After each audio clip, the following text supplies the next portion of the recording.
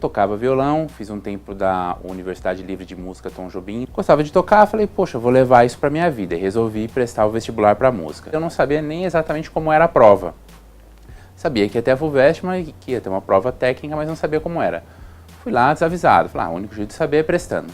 Chegando lá, me deparei com a prova técnica e eu percebi que a faculdade de música não era para quem queria aprender música, era para quem já tinha estudado vários anos e queria aquele aprimoramento final. Na prova teórica foi perguntado se tinha um autor de cada um desses países, Noruega, Finlândia, Suécia, eu não fazia ideia. Depois teve uma prova, também uma entrevista, porque eu acabei aplicando para composição, também por não conhecer, era como a internet mudou, né? Hoje em dia você teria acesso a todas essas provas, saberia como era antes, e eu não sabia nada. Fiz composição porque eu não queria nem ser maestro, e a peça para instrumentista era muito difícil. Falei, vou na composição. Mas, lendo engano, a maior composição erudita, com ponto, contraponto e toda uma teoria que eu não tinha. Saí meio desanimado, né, porque fui muito mal, falei, mas vou me preparar para o ano que vem. E no caminho, um rapaz me entregou um folheto falando assim, olha, a gente tem um cursinho para essa prova técnica, se você quiser fazer. Aí eu olhei e falei, nossa, é mesmo? E você faz o quê? Eu me formei aqui, agora eu dou aula no cursinho. Nessa hora caiu a minha ficha, eu falei, nossa, então se eu me formar aqui, é aqui que eu vou estar no cursinho, dando esse panfleto? E aí depois começou a cair um pouco, eu percebi que eu gostava de música, eu gostava de arte, mas não necessariamente de viver disso. A vida do viver de arte era bastante complicada. Minha mãe falou, por que você não presta concurso público, aquela ideia, né? Emprego garantido. Falei, vamos lá. Comecei a fazer um curso. E num concurso para o tribunal, em algumas aulas, uma aula de penal, eu me encantei com um professor que era advogado por conta das estratégias que ele contava dos processos. A estratégia, o pensamento estratégico de como resolver um conflito me encantou. Falei, nossa, vou fazer direito. E botei aquilo na cabeça. Prestei para a USP, não tinha ProUni nem nada, então ou eu fazia a USP ou não tinha como fazer. Na época não tinha como pagar mensalidade nem nada. Aí prestei uma primeira vez, outro choque de realidade. Pum! Não passei nem na primeira fase. Aí fiquei meio triste, voltei lá pro cursinho. Mesmas piadinhas, um ano inteiro. Né? Presta de novo, passei na primeira fase. Vai pra segunda, pum! Tomei pau de novo. Aí falei, nossa, não, tem que conseguir. Na época eu tinha passado no Mackenzie.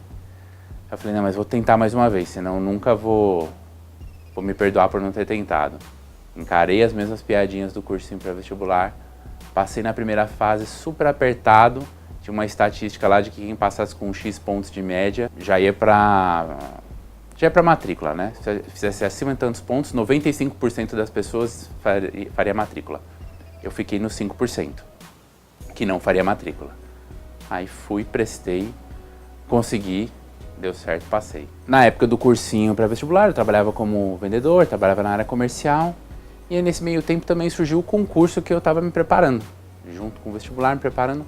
Quando eu passei no concurso, eu fui chamado em dezembro para um concurso para trabalhar no Tribunal de Justiça, Estado de São Paulo. Passei em dezembro, assumi em dezembro, em janeiro saiu a lista. Eu lembro até hoje, fiquei sabendo o resultado lá, quando fui fazer a matrícula, ninguém nem veio atrás de mim pro trote para pintar, porque eu tinha cara mais de procurador de alguém que ia fazer a matrícula, que era comum, muita gente do interior, do que um próprio aluno. Trabalhei mais de 10 anos no Tribunal de Justiça. Agradeço todo o tempo que eu fiquei lá, mas percebi que a estabilidade tão desejada por muitos, especialmente na época de desemprego, é o pior câncer que existe no funcionalismo público.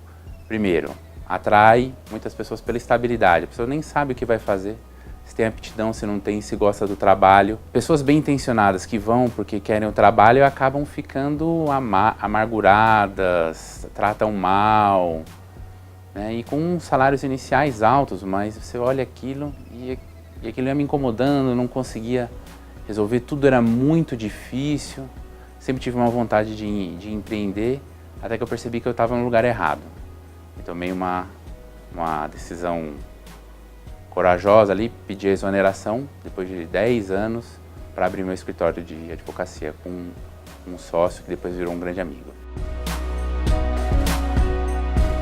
Louco, né? Era louco. Porque falou assim, você vai empreender, mas nossa, mas você conseguiu o que todo mundo queria.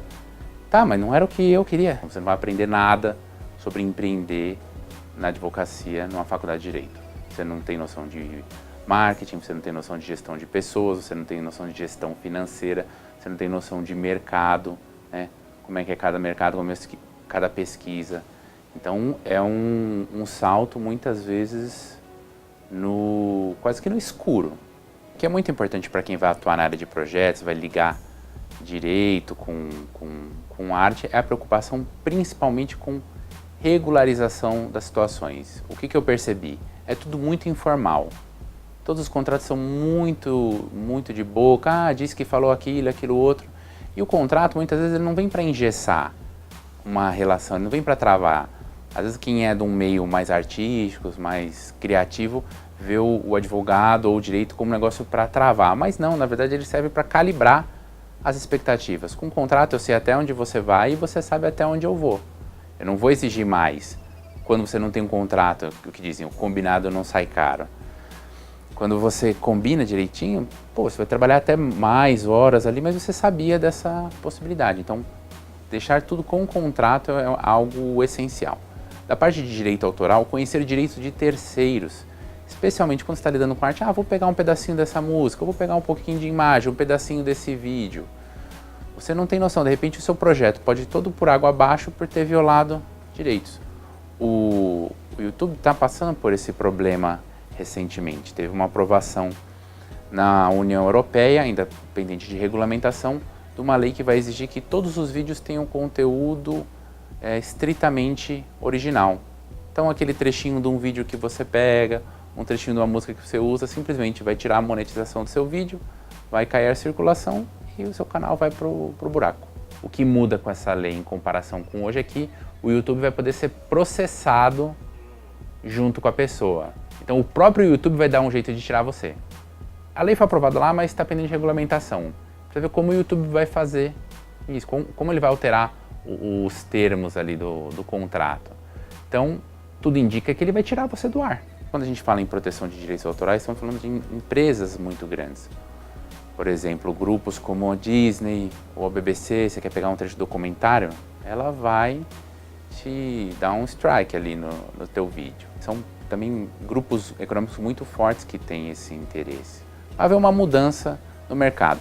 Quando você não tem noção do que é direito autoral, você é curioso, meio que não passa pela sua cabeça que aquilo que você está assistindo e está compartilhando e acha legal compartilhar, existe uma série de pessoas por detrás que trabalharam muito e dependem daquele dinheiro. Por exemplo, na música. Não, vou usar música de graça, não quero pagar o ECAD, né? que é um absurdo. O músico, se quiser ganhar dinheiro, que faça show. Então, sorte daquele músico que é compositor e também o executor da obra, porque aquele que é só o compositor está ferrado. Pode discutir eventuais abusos, outras formas de cobrança, mas o artista precisa ser remunerado. Se a gente não remunerar, vai ser simples, vai acabar.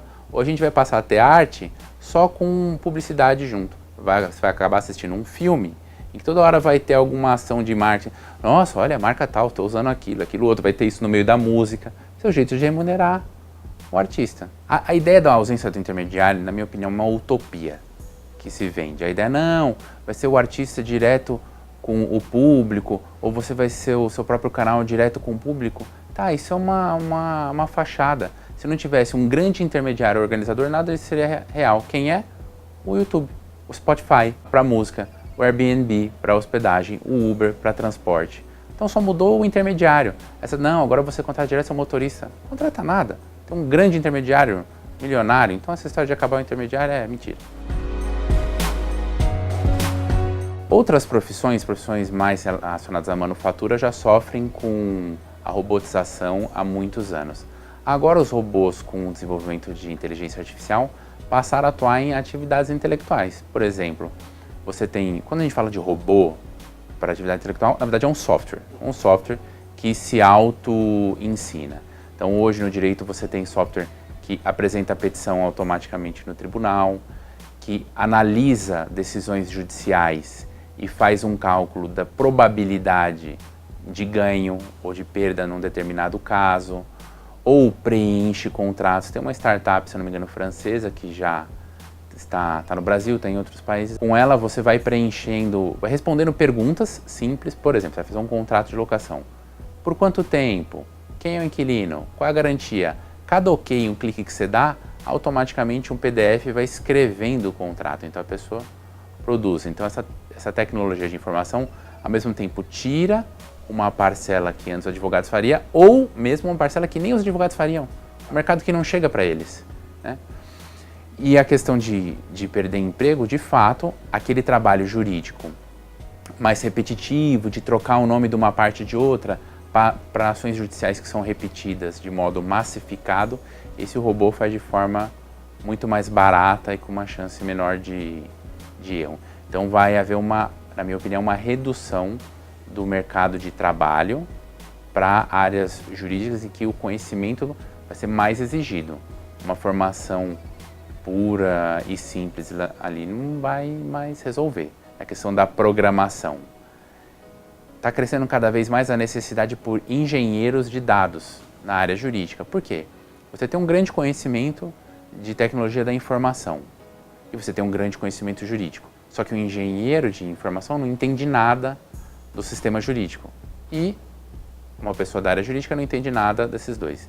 Então, você não precisa virar um engenheiro de informação, mas você da área de direito tem que ter noção de lógica de programação e de como que o programa funciona, até para trabalhar em conjunto com esses engenheiros para desenvolver novas ferramentas. O engenheiro vai precisar saber como funciona o processo civil ou o processo de trabalho no Brasil. Como é cada etapa? Daqui pode ir para onde?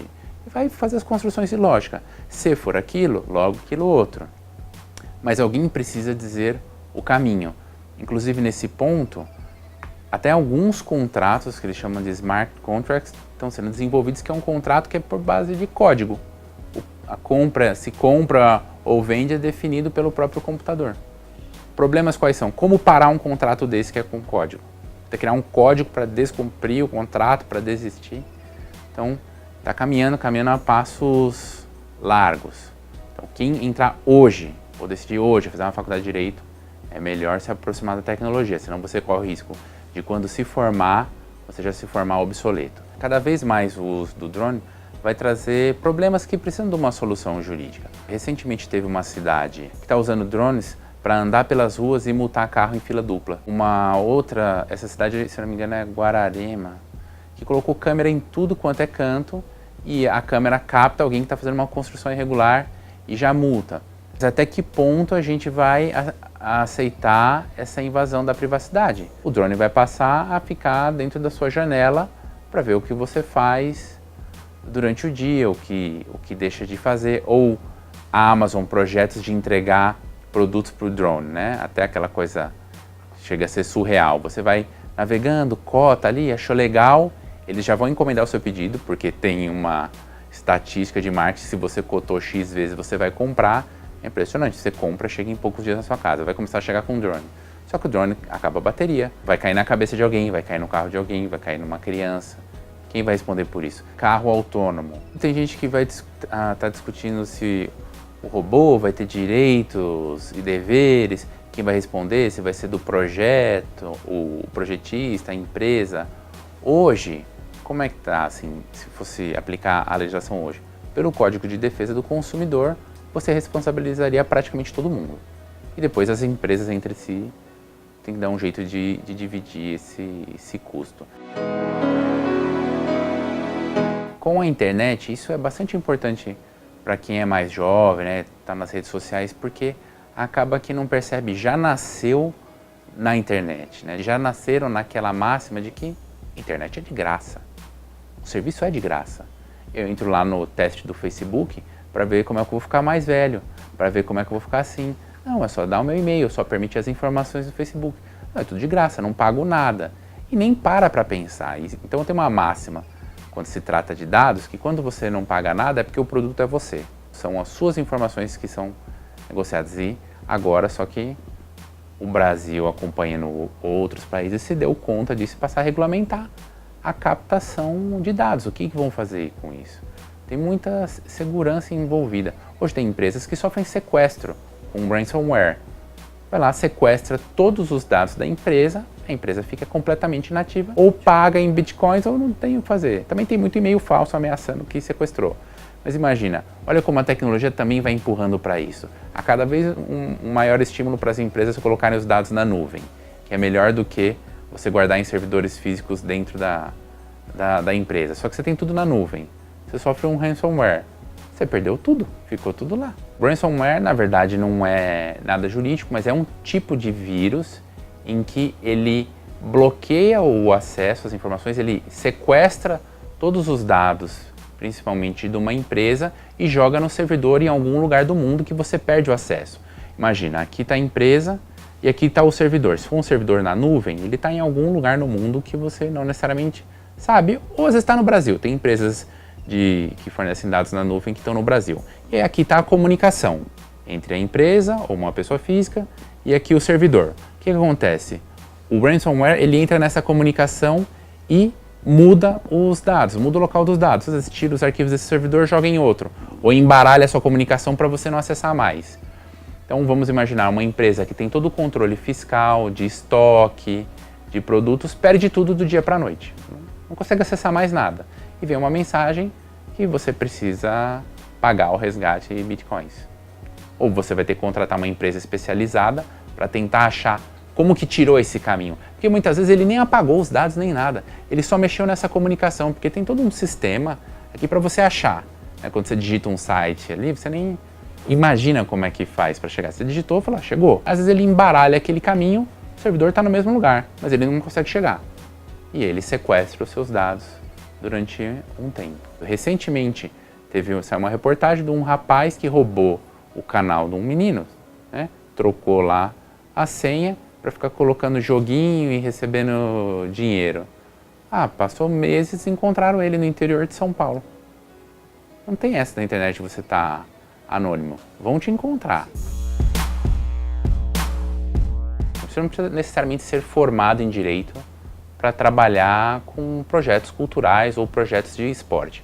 Você só precisa lembrar da importância do direito e da importância de um advogado numa situação dessa. Como é que funciona uma lei de incentivo à cultura e uma lei de incentivo ao esporte? É simples, vou explicar de um jeito bem simples.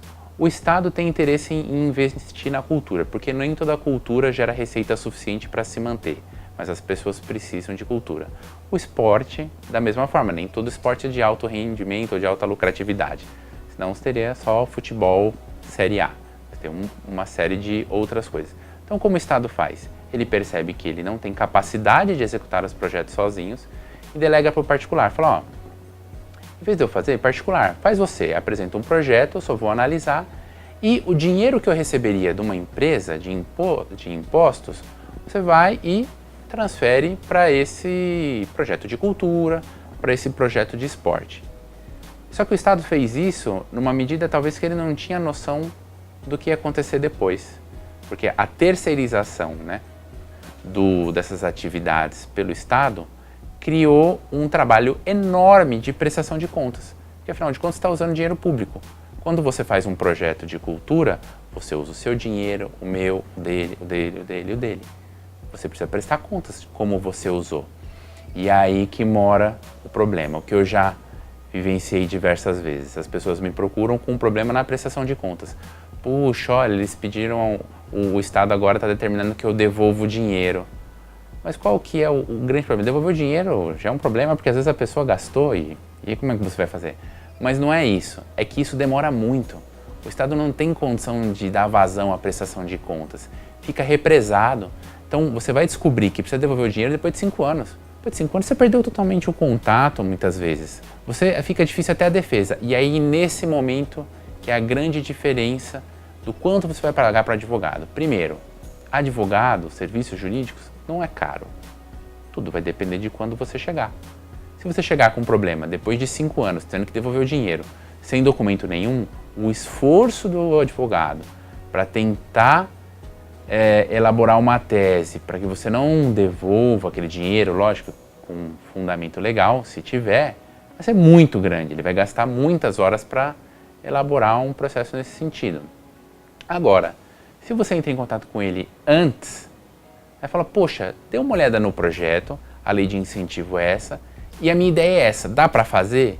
Ele vai olhar e falar, ó, isso dá, isso não dá, você já evita o problema antes. O ensino do direito é um mercado por si só, que não necessariamente está tão preocupado com a tua formação jurídica ao final. Ele vai querer te vender o curso e a mensalidade. Vai demorar 5 anos para você descobrir se deu certo ou errado. Então é melhor desde o início você ficar antenado. Hoje dou mais aula em pós-graduação, mas em breve retornarei com cursos livres, que eu vejo que isso é muito importante. Como eu falei antes, na faculdade você não vai aprender nada sobre empreender, não vai aprender nada sobre mesmo sobre a prática. Então buscar cursos livres, tem para todos os bolsos. A Associação dos Advogados de São Paulo, eu vou cobrar esse jabazinho deles. É um lugar muito bom, cursos curtos, de atualização, um preço razoável. Até para um aluno de graduação eu recomendo bastante. Abrir o foco, não ficar só naquilo que o seu professor fala. O que me motiva, o que me faz continuar é ajudar as pessoas, resolver o problema das pessoas. O que mais me recompensa é uma pessoa que chega pesada, assim, com aquele problema que tira o sono. Quando alguém não é da área jurídica, um processo ou um conflito deixa a pessoa fora do eixo. E você acolhe, entende, resolve, traz uma calma para ela voltar para a vida pessoal dela ou para a empresa, voltar para o que a empresa precisa se concentrar, que não são problemas jurídicos, aquela calma fala, puxa, muito obrigado, você me ajudou. É isso que me faz continuar. Meu nome é Eros Martins, sou advogado e professor de Direito.